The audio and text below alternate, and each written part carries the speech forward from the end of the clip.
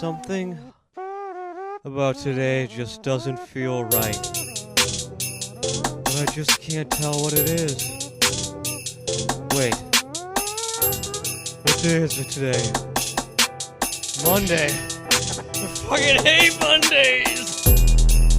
I hate Monday, I hate Monday, I hate Monday, I hate Monday, I hate Monday, I hate Monday, I hate Monday, I hate Monday, I hate Monday, I hate Monday, Monday, Monday, Monday, I hate Monday, I hate Monday, I hate Monday, I hate Monday, I hate Monday, I hate Monday, I hate Monday, I hate Monday, I hate Monday, Monday, Monday, Monday.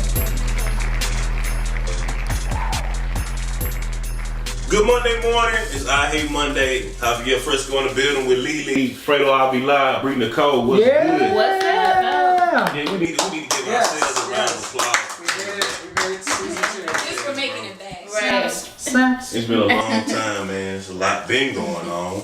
Kanye done lost his damn mind. Man, Poopity scoop? man, have you heard Poopity Scoop? Poopity scoop. Have you heard Poopity Now, I have not now heard. we talked about this the other day. You said that it was just kind of like a cadence, right? Or is it like a From was what I this understand, rehearsal? it's Why did he release it? What I understand is a reference track. He was trying to make a reference, like he was working on a song, put the cadence on the song, but he released the song. Who's right? he? Kanye. Okay. You hadn't heard Poopity Scoop. I have not heard. Yeah, yeah. Forgive her audience. She'd girl be dumb. Damn, You're bro. lucky you're alive. That's how you gonna start? No, I'm kidding. I'm kidding. I'm kidding. I'm kidding. A lot of hostility in the room. And Fredo won't be back for the next episode. We're gonna send Fredo where Kanye went. It's gonna be that Kind of. But what do I you would've To been the think? sunken place. Yeah, that's What do he's you doing. think the Poopity Scoop reference was about? I feel like he was trying to basically make fun of mumble rappers, all the mumbo jumbo I don't know. in the music industry. Good. That makes sense. But I mean, I couldn't read that deep into it, bro. All I heard was Poopity Scoop, so I take it for what it is. well, that's not the only thing that Kanye's been doing. And what about that TMZ interview? Man, what about all these interviews he's been doing? Like, I feel like a lot of people trying to be nice and try to see where he coming from, but I honestly can't see it. Like, I don't see the logic behind none of the shit he's saying. So what exactly was said in that TMZ interview? We'll see That- the TMZ interview. Well, recent. besides him saying that basically slavery was a choice, which is what everybody jumps on, because we've all seen the clips at least, or the memes that came out of it. I think he was trying to say that we are still stuck in the mindset of slavery where we haven't moved forward.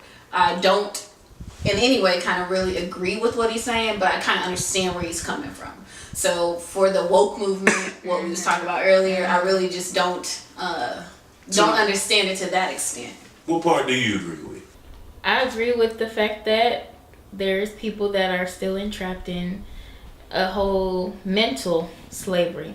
If you're still basically in a place where you're letting people dictate and hold you back from things and keep making excuses for things and keep saying, oh, the man is like holding me back, then you're basically enslaving yourself. So you're not moving forward. You're always going to have that mentality. So I can agree on that standpoint. I understand that part, but it's just not how I took it. I don't think a lot of people took it. And I think I'm on Fresco's side on this one. It just, when you start talking about slavery was a choice the past 400 years, you're not talking, if he was talking about modern day, like, that your slavery's in a mindset, then I agree with And what that's the Nicole point that was and kind of what touchy, Miss Celia is saying, but that's not what he was using. Like the words that he When said. he initially said it, that ain't what he was 400 Because he years. went Way back to when he was said not a choice. It when he wasn't. said it, everybody else jumped like everybody did in this room. As soon as he said it, you jumped on. You didn't let him finish his sentence. So I kind of think that maybe he just didn't get out what he needed to say, as Kanye always does. I've been a diehard fan of his Me since too. before College Dropout. So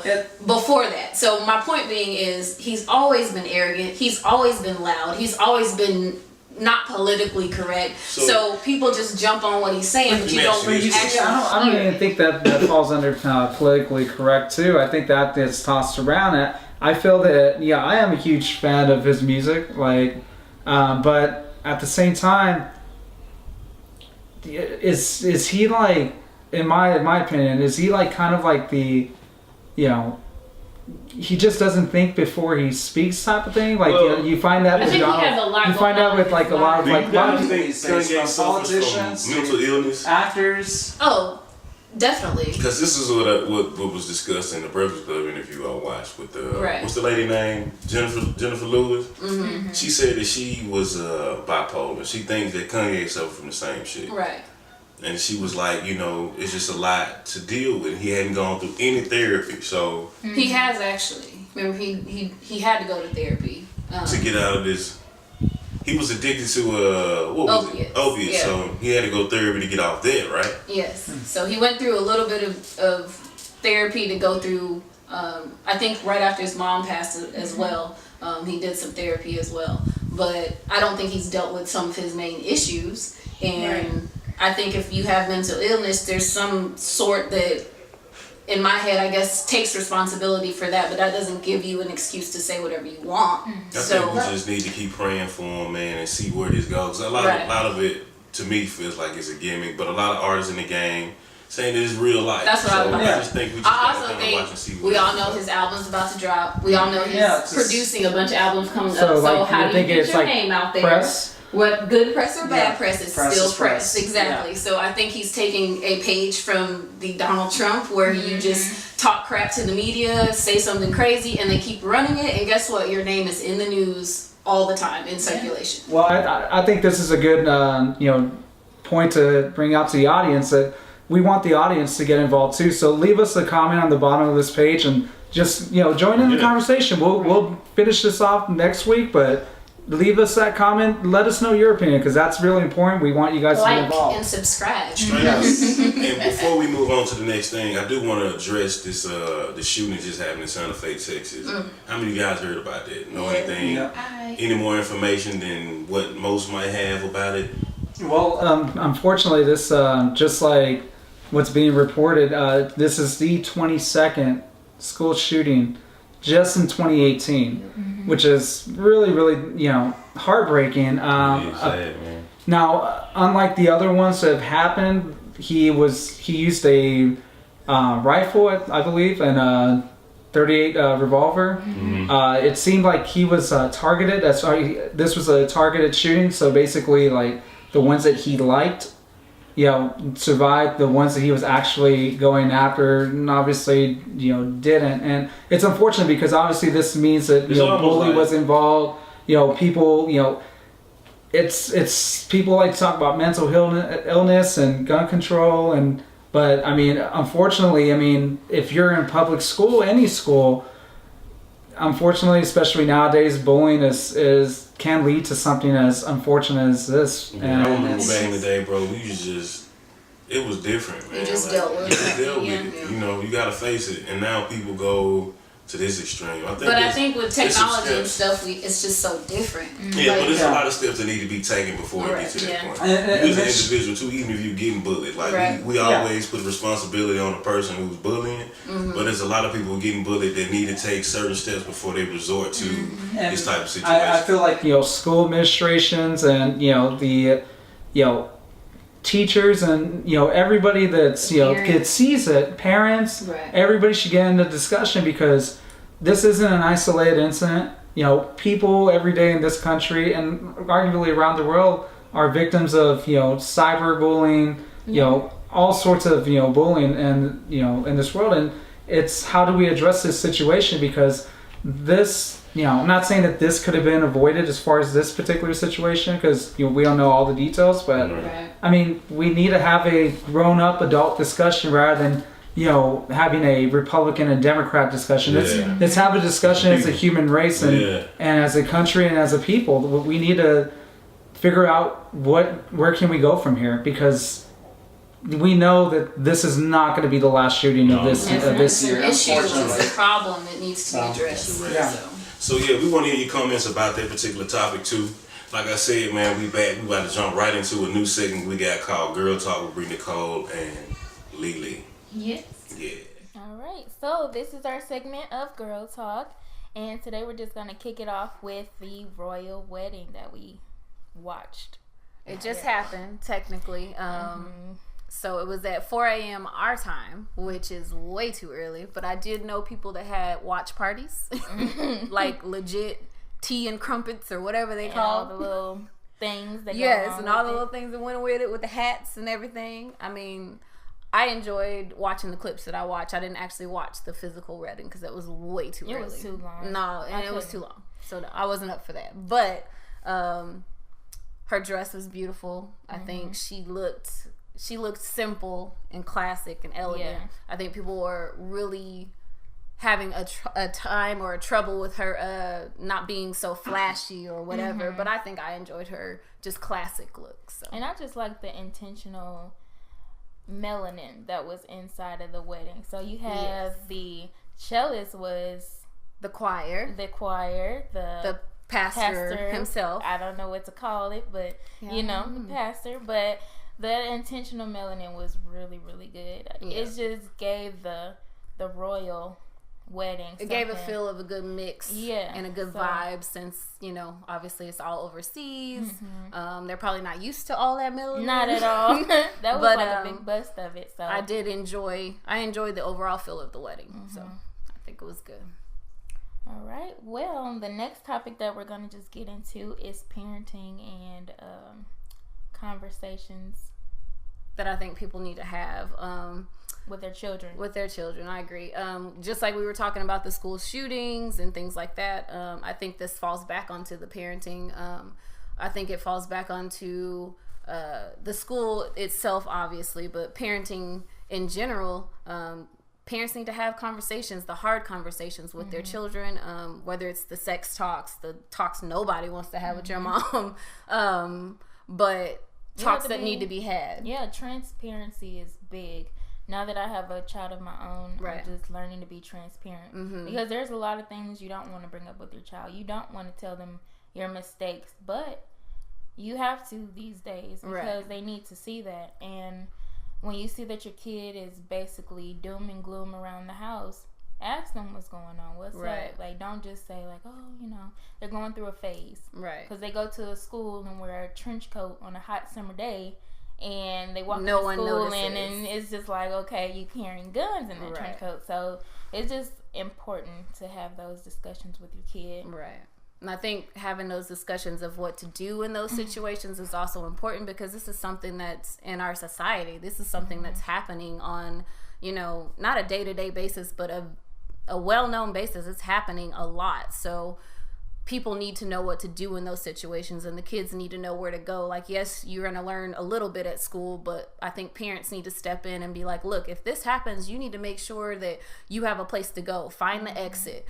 Make sure you have everybody has cell phones. Have your cell phone on you so you're able to call, but make sure it's on silent. So if the shooter's anywhere near, you don't have to alert them to where you are. But I think those things are important. Like, kids need to know those things. I just think, like we were talking about, just having those hard conversations with kids so that they know what to do in those crazy situations. And you pray it never happens, but unfortunately it does. So yeah, if you do have a kid that you notice is a little different, especially with me, when I transitioned from to high school, I was a little different. I was not liking the moments that I was going through. It was definitely a change from that little period where everybody's close-knit, and then you go into a big high school and you got these multiple grades ahead, and it was just different. I know I had that moment where I was super quiet with my mom, and she's like, what's up with you? And then I'm just like, I don't want to talk about it. But I mean, you have to.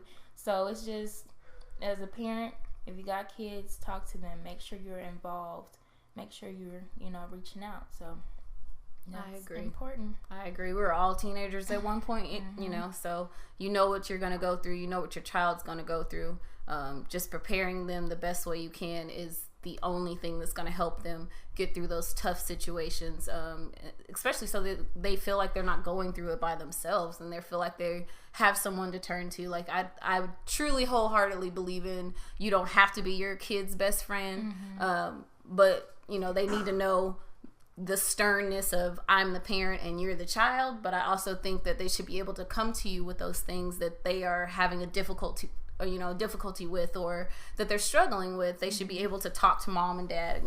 They should be able to say, hey, I was being bullied at school, or I was being talked about at school, and you should be able to talk to them about it. Or I like this boy or whatever. Nobody wants to have this. Oh my God, I have 2 kids. My child is 7. My daughter is 7, and she already is, developed and smart and everything, and she's beautiful. So I'm already terrified of what's gonna happen when exactly, and I already know her daddy does too. But those are the things that you can't do. You have to be able to let them flourish, but also be able to direct them in the way that they need to go. That's very important. So if you have any topics that you want us to discuss on Girl Talk, then just definitely send them to us. And subscribe, send in the comments, but definitely let us know the things that y'all want us to talk about, because we're open to pretty much anything. Everything. Any and everything. No discussion is off limits.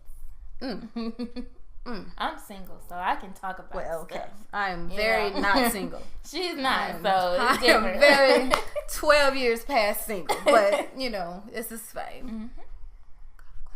And we back. And so this is Real Talk with Javier Fresco and Fredo Avila.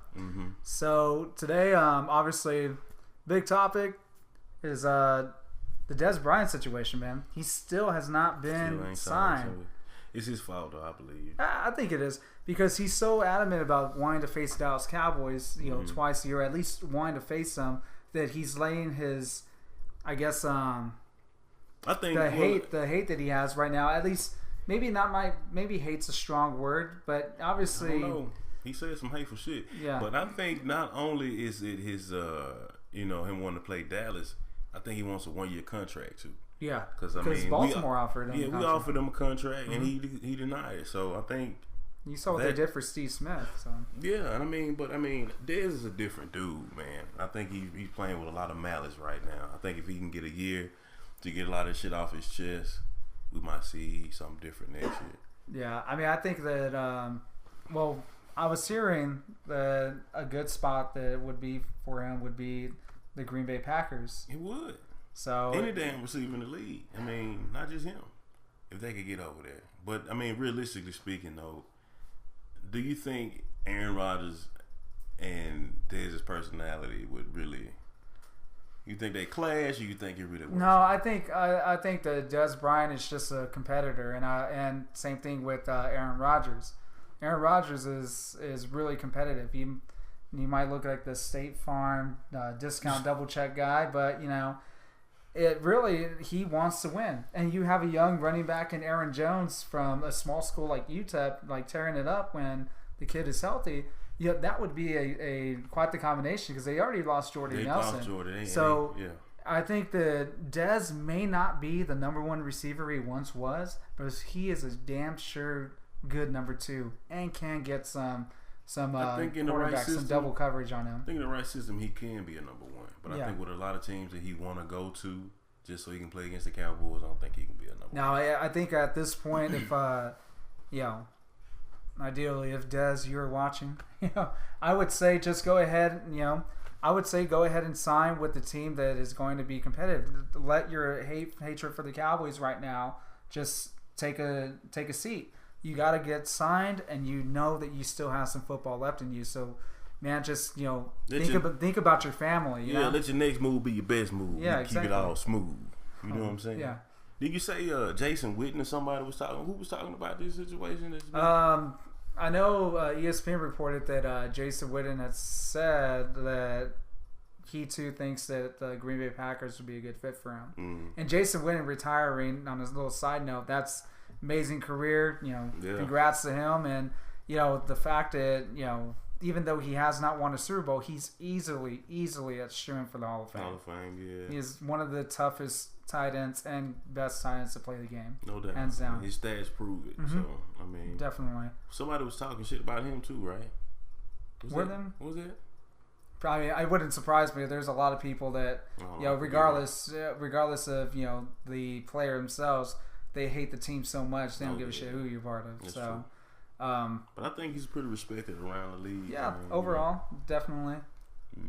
And then, speaking of still on the subject of football, I hear that Johnny Football is playing CFL. I heard about that. Yeah, so I mean, I think that was the only way he was gonna get back into the national football. most definitely. I think that I was calling it from the get go. I didn't want Johnny to go to the Cowboys. Like people were saying that Jones might take him, but I always called him the next Ryan Leaf, and he was worse than Ryan Leaf, man. At least Ryan Leaf was a factor. And San Diego, Ryan Leaf's problem was his attitude. He couldn't handle the pressures of the NFL.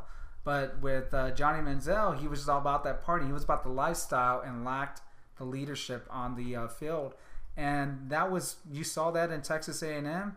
It was all about him, not about the team. If you're going to be a leader in any major sport, you got to be about the team, and from there your glory will follow suit. So right.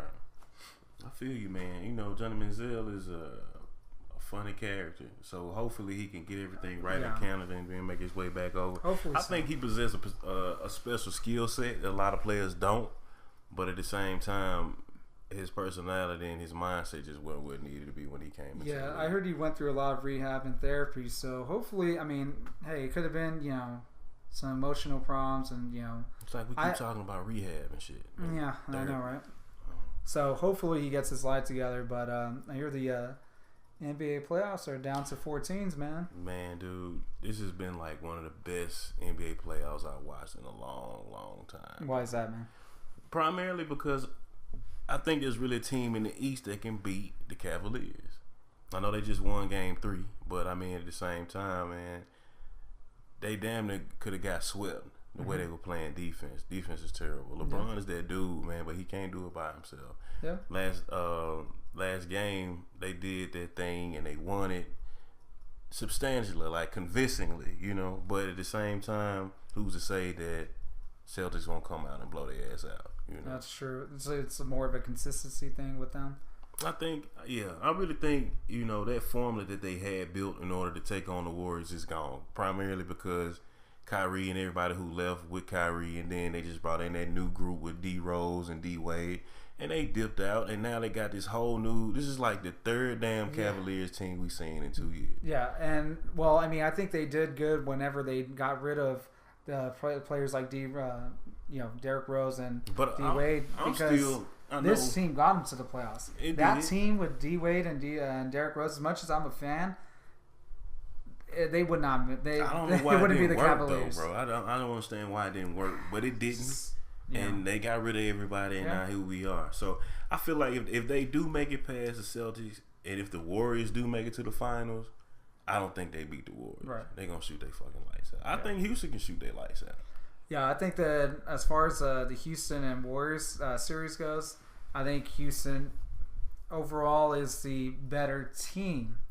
The reason why I say that, and I know there's a lot of people like the Warriors. Come on, man. What's the Warriors? I'm about to look at you the Warriors, to me, are just, it's all, yeah, you got Kevin Durant, you got, Steph Curry, Draymond Green, but I don't, like, you take away Steph Curry. I'll give you an example. I always say this, and people kind of get upset whenever I start talking about Steph Curry, but Steph Curry's a good player. Yeah. I'll give him that. He's a good player. He is a Reggie Miller comparison. He's not a great, I wouldn't start talking to him like Michael Jordan and LeBron James status. Steph Curry is compared to one of the greats as far as three-pointers, in my book, with Reggie Miller. You take away his three, the kid does not have an inside game. But he does, though, bro, because he had to resort to that. This series, he had to resort to his layups. I'm not a believer in the Warriors, man. Dude, he scored 15 points like that. I don't know, man. Imagine if he had made some. Maybe it's just my hatred for the Warriors. I'm gonna tell you this too. I don't think you compare him to Reggie Miller because Reggie Miller never won a ring. Steph has more than one. So I mean, what I would say about Steph Curry is I don't know how durable he is. I don't know if he built for longevity. I really feel like he's really fragile, and that's gonna really mess his. It could really mess his career up, dude.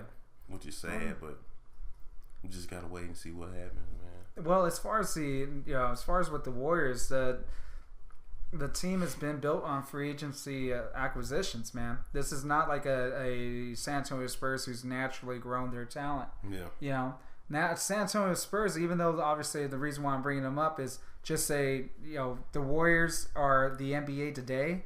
The San Antonio Spurs are the NBA of yesteryear, because the Warriors are the NBA of bringing up like super teams together, and let's combine all our players. But they didn't start this shit though. No, everybody keep talking about Miami. They didn't start it either. Who started? Boston Celtics started with the big three. And that's the model. That's where the model came from. Okay, but the reason why, like I said, I think that that's unsustainable. Like, you can't have a league that's going to be that people are going to want to keep watching. Yeah. If there's no more fans. I'm a fan of LeBron. I'm a fan of this. There's no I'm a Golden State Warriors fan. Die hard. I don't care who is on or off the team. Once those guys leave, fan base drops. Well, I think that's the saddest thing. I think that happened a long time ago before these super teams, because a lot of basketball players just would not stay with one team. They've been bouncing around for years, so it's hard. I'm the type of guy, I was a player type fan. Like, this is my guy. I'll watch this guy play. Whatever team he goes to, that's the team that I like now. So when they move around, if you stay with one team, damn, I might like this whole team for 20 years. You never know. I don't know. We just got to kind of see what's going on. I guess that's where we differ then. Huh? No. Yeah. All right, so we talked about a lot of stuff with Kanye. I do want to discuss this This Is America video, bro. It's been a lot of talk about that. Mm-hmm.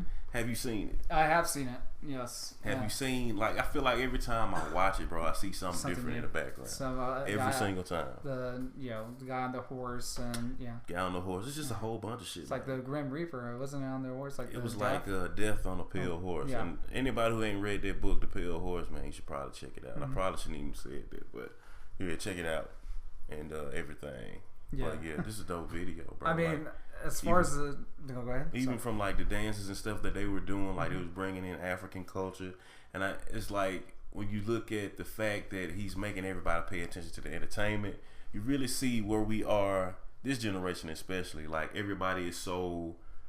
attention is on the wrong shit. And then if we do see the bad shit, we see it for such a short amount of time, and then it's out of the way, and then now we think about something totally different. Yeah, it's just crazy, bro. No, and it definitely is true. The fact is that video, the This Is America, it represents where the country is at right now, because in the opening, shot when he shoots the guy initially, and he obviously goes to the church choir, shoots them up. So. But was that a Draco he was shooting everybody with? No, nobody know. No, I think it was a Draco. Well, either way, man. Like, if you saw the, my point is whenever he shot that first initial, person, the care that they're giving to that gun, it's like people care more about, like, all of a sudden that you see the two views, you see the people that will be upset over the person being shot, and then you see the views of like, well, just because he got shot, don't blame the guns. It's all about, you want to take our guns, so let's treat guns with respect that they deserve. Yeah. Well, it's just, it's upsetting because, just where we're at as a nation right now. Right. You have just shooting after shooting after shooting, and you're right. The attention span isn't it's not there. What it deserves to. It's numbing us out to everything. Yeah, bro. we're just. I we're all heard Dave Chappelle say that too. And even for a comedian to take that stand, no, it shouldn't be. It shouldn't be, man. It's making us just feel it for a moment and then move on. I can't tell you how many times I've seen people get killed on Facebook this year, bro. And it's like, damn. And you see it so much, it's like, well, yeah, it happens. It ain't happened to me. You don't want to feel like that about that because it happened to somebody for real. And it's fucked up, bro, that it's like that. I really, man. It's just, I think what Childish Gambino's video does is it puts on the forefront that, we need to talk about this stuff. I think that we, as I said before earlier on the show, is that we need to talk about it, and we need to talk about it. We need to have a no bullshit conversation about what our society is turning into, because right now, what that video is demonstrating, like I said before, it's demonstrating how broken our society is within our country and arguably within the world right now, of how desensitized we are to all this violence. Just numbed out. And the conversation needs to be more than just like a choosing sides conversation. Like, what I mean by that is like, I'm a Republican, so I'm going to have this idea about it, or I'm a Democrat, I got to have this idea about it. We can't figure out where to go from here because that's our starting point. That's a crappy starting point to have. First off, with our political system, how it is right now, it's so messed up because right now with our senators and congressmen, they have an unlimited times they can be in office, so term limits. So why that's important is because the reason why things aren't getting done is because where's the sense of urgency? They don't care. A lot of them are in cushioned districts, whether it's in a really dominant red state or blue state or blue district, red district. Right. It's if you see that if they somehow get it to where they do have term limits, like you'll start seeing a lot of things happen because there's going to be a sense of urgency as to let's just say there's a 3-term limit, okay? So that means that they can only be in office, they can only run 3 times for that particular political office. So they're going to try to figure out what can I do to make my constituents realize they need me in this for the long haul, not just for a short term. So they'll start figuring out what to do and how to do it. And until we see that, like nothing's going to happen, nothing's going to change. It's going to be the same bullshit that you get. The only way they're going to get reelected is by hitting talking points, and we don't need talking points. The day of talking points is over. We need to see some action, man. And it's ridiculous. How does the president of the United States have a term limit, and our senators and congressmen are like royalty? Once they're there, and there's not a damn thing we can do about it. That's crazy. That's bananas, man. That was some real talk, though, bro. Yeah, man. Man, I'm glad we back, bro. Yeah, definitely. So like everybody know, we usually do a artist submission every week. Don't forget to send them submissions in to iHateMonday.submissions@gmail.com. I got a whole bunch, man. We got a whole bunch from when we were gone.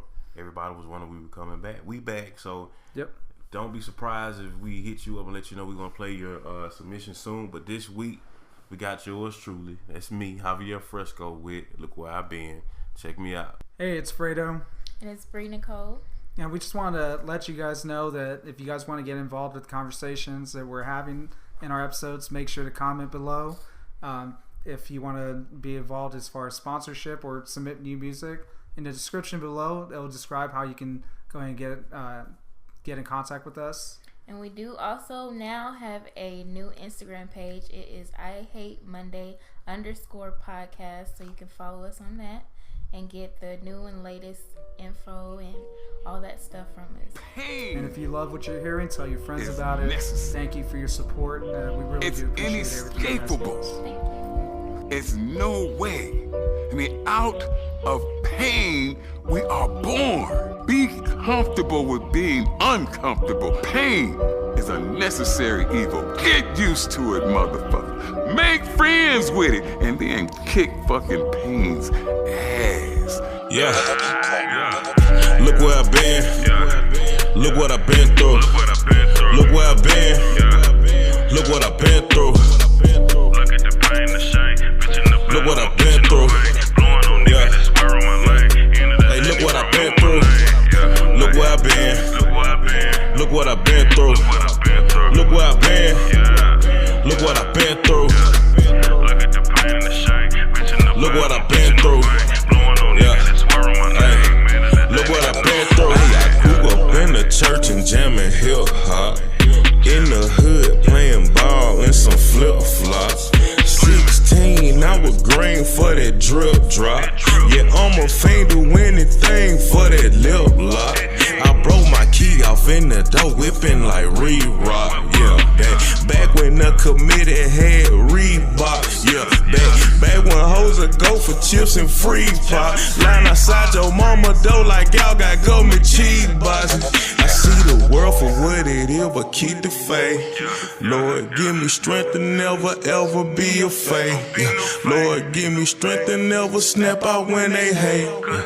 I turn my cheek, but I'm too weak to turn the page. I burnt out, they can't see me through the hay. The world so fake, but it look real at the same. Medicating everybody in a daze. She got turned out, shawty, going through a phase. Yeah, look where I've been. Look what I've been through. Look where I've been. Look what I've been through. Look at the pain, the shame, bitch in the Look what I've been through. blowing on niggas that swear on my life. Hey, look what I've been through. Look where I've been. Look where I've been. Look what I've been through. Look where I've been. Look what I've been through. Look at the pain and the shame, bitch in the Look what I've been through. blowing on niggas that swear on my life. Look what I've been through. Never accept the limitations of someone else. Somebody told you that it's impossible. Don't even try. Give up before you even fucking try it for yourself. Never accept the goddamn limitations that someone else has placed upon you. Decide for your fucking self what is your limitation. Try it, you son of a bitch. Try it for your fucking self. Then that is the only way, the only fucking way to know if you can or can't do something. I gave it a fucking try. That's how I know. Get your punk ass in there and give it a try.